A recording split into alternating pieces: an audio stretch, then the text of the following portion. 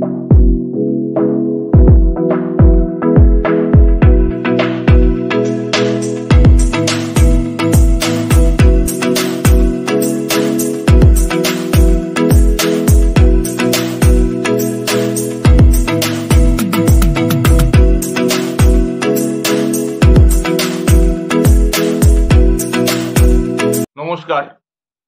বাংলা টক আমার ইউটিউব চ্যানেলে আপনাদের স্বাগত।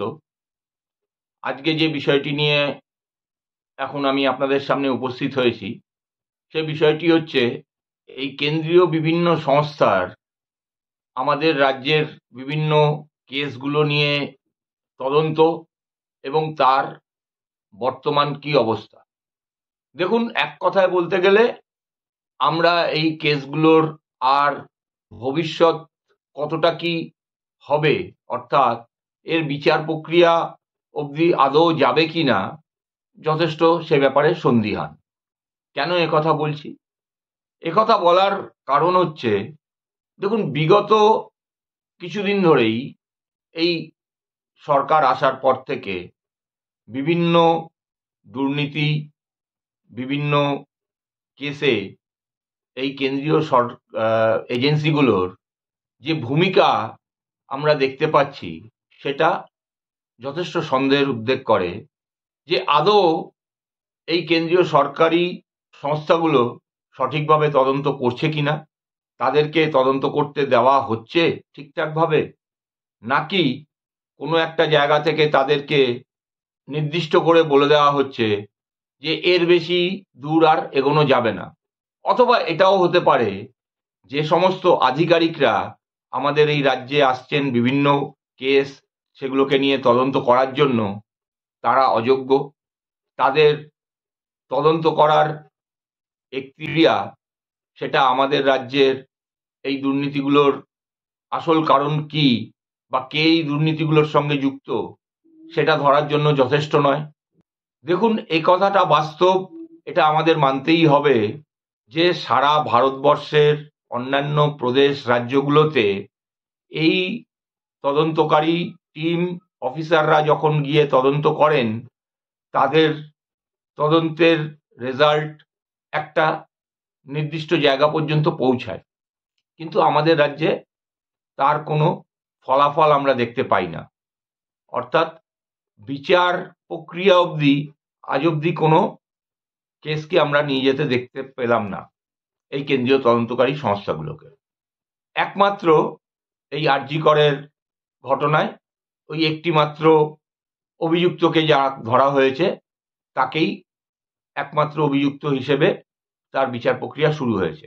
আমরা জানি না পরবর্তীতে এই ঘটনার সঙ্গে আরও কেউ যুক্ত আছে এই ঘটনায়, সেটা সিবিআই বা ইডি এরা প্রমাণ করতে পারবে।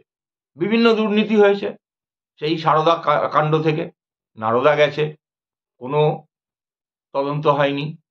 দেখুন, অতি সম্প্রতি এই আরজি কর মামলায় দুর্নীতি এবং এই খুনের ঘটনা, অত্যাচারের ঘটনার সঙ্গে যুক্ত এবং প্রমাণ লোপাটের ঘটনার সঙ্গে যুক্ত এই ধরনের অভিযোগগুলো উঠেছে, এবং এই ঘটনার ফলে, এই অভিযোগের ফলে আরজি করের তৎকালীন প্রিন্সিপাল সন্দীপ ঘোষকে অ্যারেস্ট করেছিল সিবিআই, ইডি, টালা থানার ওসি তাকেও অ্যারেস্ট করেছিল। সিবিআই তাদের এগেনস্টে চার্জশিট দিতে পারল না, দিল না বলা ভালো, কোর্টে। কি কারণ উঠে আসছে? দুটো যুক্তি এর মধ্যে চলে আসছে। বিভিন্ন জায়গায় দুটো কথা বলা হচ্ছে। একটি কথা বলা হচ্ছে, রাজ্য সরকার অনুমতি দেয়নি সরকারি আধিকারিকদের বিরুদ্ধে তদন্ত করার বা চার্জশিট দেওয়ার। তদন্ত করা তো আটকাতে পারেন না, চার্জশিট দেওয়ার অনুমতি দেয়নি, অর্থাৎ বিচার প্রক্রিয়া শুরু করার অনুমতি দেয়নি। আবার একটা পক্ষ থেকে বলা হচ্ছে, না সিবিআই ইচ্ছা করেই এই কথাটা মেনশন করেনি বা চার্জশিট দেয়নি, কারণ একমাত্র যে অভিযুক্ত ধরা পড়েছে তার বিচার প্রক্রিয়া প্রায় শেষের দিকে, সাক্ষী গ্রহণ প্রায় শেষ। এখন নতুন করে অতিরিক্ত চার্জশিট দিতে গেলে বিচার প্রক্রিয়া দীর্ঘ হবে, সেই কারণে দেয়নি। আচ্ছা, এটা কোনো কথা? এটা যদি জানতেনই আপনারা, তাহলে বিচার প্রক্রিয়াটা শুরু করলেন কেন? কোর্টকে বলতে পারতেন যে আমরা আরো এভিডেন্স পেয়েছি, যাতে দেখা যাচ্ছে এরা এই অভিযুক্তের সঙ্গে যুক্ত। দেখুন, ঘটনার সঙ্গে প্রত্যক্ষভাবে জড়িত থাকলেই তো আর দোষী হয় না, অভিযুক্ত হয় না।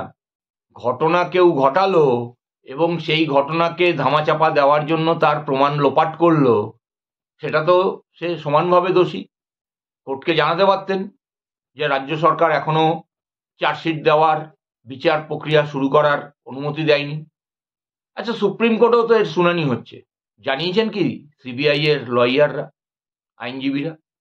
এই ঘটনা তো শুধু নতুন নয়, এর আগেও আমরা দেখেছি শিক্ষক দুর্নীতি মামলায়, SSC, SLST, group D group সির মামলায় বিভিন্ন রাজ্য সরকারি আধিকারিকরা জেলে রয়েছেন, দীর্ঘদিন ধরে জেলে রয়েছেন, কিন্তু রাজ্য সরকার অনুমতি দিচ্ছে না, তার জন্য বিচার প্রক্রিয়া শুরু করা যাচ্ছে। আচ্ছা, হাইকোর্টে বা সুপ্রিম কোর্টে সিবিআই বা ইডি এই নিয়ে কোনো বক্তব্য রেখেছেন কি? মহামান্য কোর্টের কাছে আবেদন করেছেন কি যে আপনারা ইতিমধ্যেই চার্জশিট দেওয়ার মতন জায়গায় চলে এসছেন, বিচার প্রক্রিয়া শুরু করা যেতে পারে, কিন্তু রাজ্য সরকার দিচ্ছে না, কোর্ট ব্যবস্থা নিক রাজ্য সরকার যাতে এই বিচার প্রক্রিয়া শুরু করার অনুমতি দিতে পারে, দেয়? আচ্ছা দেখুন, এই যে খাদ্য দুর্নীতি হলো, বা রেশনের দুর্নীতি, আবাসের দুর্নীতি, মনরেগা 100 দিনের কাজের দুর্নীতি, এই সব কারণে কেন্দ্রীয় সরকার অর্থ বরাদ্দ করছে না এইসব প্রকল্পগুলোতে। গত লোকসভার অধিবেশন চলাকালীন দেশের অর্থমন্ত্রী এই নিয়ে প্রশ্ন করেছেন। তৃণমূলের 2 সাংসদ যখন 100 দিনের কাজ, আবাস যোজনার টাকার কথা তুলেছেন যে কেন্দ্রীয় সরকার দিচ্ছে না পশ্চিমবঙ্গকে, তখন তিনি প্রশ্ন করেছেন যে আপনারা, আপনাদের আধিকারিকরা চুরি করেছে, আপনারা জানেন, যে টাকা পাওয়ার সে পায়নি, কারা চুরি করেছে সেটা জানেন, অথচ আপনারা তাদের বিরুদ্ধে শাস্তি নিচ্ছেন না, শাস্তির কোনো বন্দোবস্ত করছেন না, করেননি, কাউকে ধরেননি। যে টাকা লুটপাট হয়েছে সেই টাকাটা তুলে আনার ব্যবস্থা করেননি। আগে এইসব কাজগুলো করুন, তারপরে তো টাকার কথা বলবেন। আচ্ছা, এটা যখন আপনারা জানেন, তাহলে কেন্দ্রীয় সরকারের তরফ থেকে রাজ্য সরকারের ওপর ব্যবস্থা নেওয়া যাচ্ছে না কেন?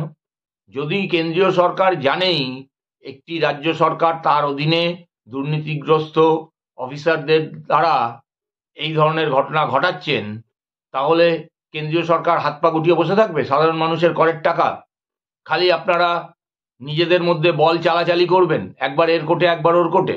আচ্ছা, কোন কোন অফিসার এই দুর্নীতিতে যুক্ত, কোন কোন অফিসার এই গরিব লোকেদের টাকা আত্মসাৎ করেছেন, তাদের নামের তালিকা আপনারা তৈরি করেছেন, প্রকাশ করেছেন? গ্রামগঞ্জের মানুষ, গরিব মানুষ, দিন আনি দিন খাই মানুষ, তাদের টাকা আটকে রেখেছেন, একটা শ্বেতপত্র তো অবশ্যই প্রকাশ করা উচিত ছিল। আচ্ছা, রাজ্যের বিজেপির নেতা নেত্রীরা বিভিন্ন সময় রাজ্য সরকারের দুর্নীতি ইত্যাদি নিয়ে প্রশ্ন করেন, গলা শিরা ফুলিয়ে টিভিতে বাইট দেন, সাংবাদিকদের বিভিন্ন মন্তব্য করেন। আচ্ছা, ওনারা কেন উদ্যোগ নিয়ে এই কাজটা করলেন না? বিভিন্ন জেলা, ব্লক, কোন বিডিও, কোন ডিএম, কোন পঞ্চায়েত প্রধান এই দুর্নীতির সঙ্গে যুক্ত, তারা কজন কত কত টাকা আত্মসাৎ করেছেন, কতজনের টাকা আত্মসাৎ করেছেন, এর তো একটা তালিকা করে প্রকাশ করা যেত। তারা এটা কখনোই করতে পারবেন না, করবেন না। কারণ কোনো একটা জায়গায় কেন্দ্রীয় সরকারের অনুমতি বা বিজেপির উচ্চ নেতৃত্বের অনুমতি ছাড়া, এবং যাদের মতাদর্শে বিজেপি চলে, সেই আরএসএস, তাদের অনুমতি ছাড়া বিজেপির এখানকার নেতৃত্বরা বা কেন্দ্রীয় নেতৃত্বরা আরএসএস দ্বারা প্রচারিত তাদের মা দুর্গার প্রতি, তার মা দুর্গার সরকারের প্রতি কিভাবে এত কঠোর ব্যবস্থা নিতে পারে? সুতরাং বামেরা বা অন্যান্য বিরোধী দলেরা এই যে সেটিং এর একটা তত্ত্ব খাড়া করছেন, খাড়া করেন, এটা যে দিনের আলোর মতন ধীরে ধীরে পরিষ্কার হয়ে যাচ্ছে, এটা আর কারোর বুঝতে বাকি নেই। যদি সেটিংয়ের এই তত্ত্ব নাই থাকে, এর মধ্যে যদি কোনো সত্যতা নাই থাকে, তাহলে একটা সরকার, দেশের সরকার, একটা রাজ্যে দুর্নীতি হচ্ছে, জনগণের টাকা, করের টাকা, খাটনির পয়সা, সেই টাকা আত্মসাৎ করছে সেই সরকারের কিছু আধিকারিক, আমলা, তাদের বিরুদ্ধে হাত পা গুটিয়ে কি করে বসে থাকতে পারে? রাজ্য সরকার কোনো ব্যবস্থা নিল না, নাই নিতে পারে। কেন্দ্রীয় সরকারের কোনো দায়বদ্ধতা থাকবে না রাজ্যের মানুষদের প্রতি? তারা রাজ্যের মানুষের কাছ থেকে তাদের ভোট পেতে চান, সমর্থন পেতে চান, অথচ রাজ্যের গরিব মানুষের অভাব অভিযোগ দূর করার জন্য যে ন্যূনতম কাজটা প্রশাসনিক স্তরে করা দরকার সেটা করতে পারবেন না, করবেন না। রাজনৈতিক ফায়দা তোলার জন্য মানুষ কিন্তু আপনাদের চরিত্রটা বুঝে নিচ্ছে। এর হিসেব নিকেশ কিন্তু আগামী দিনে আপনারা ভোটের বাক্সে পাবেন। দেখুন, এই জিনিস কিন্তু আজ নতুন নয়। বিভিন্ন সময় এই কেন্দ্রীয় সংস্থাগুলো আমাদের রাজ্যের বাইরে, যে কোনো রাজ্যের তদন্ত দেখুন, যে কোনো প্রভাবশালী ব্যক্তি, তাদেরকে ডাকা, তাদেরকে আটক করতে তাদের এক মুহূর্ত টাইম লাগে না। অথচ আমাদের এখানে, আমাদের রাজ্যে প্রভাবশালী এমপি, তার কোম্পানি, তার কর্মচারী অ্যারেস্ট হতে পারে, কোম্পানির সম্পত্তি সিজ হতে পারে, কিন্তু সেই প্রভাবশালী ব্যক্তিকে কিন্তু ইডি, সিবিআই কোনো সংস্থা ছুঁয়েও দেখতে পাচ্ছে না। এটা কোনো সম্ভব? যে কোম্পানির মালিক এবং সেই কোম্পানির সম্পত্তি বাজেয়াপ্ত হয়, সেই কোম্পানিতে দুর্নীতিগ্রস্ত কর্মচারী, মালিক কিছু জানতেন না, মালিকের অনুমোদন ছাড়া কর্মচারী সমস্ত কাজকর্ম করেছেন, দুর্নীতি করেছেন, এটা মানা যায়? এ তো ঘোড়াতেও হাসবে।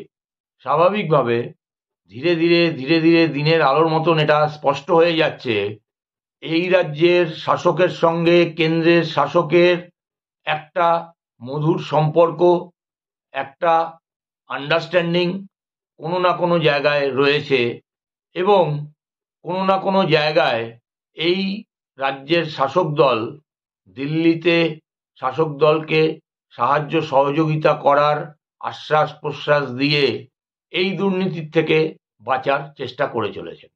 এই জিনিস কিন্তু বেশি দিন এ রাজ্যের মানুষ মেনে নেবে না।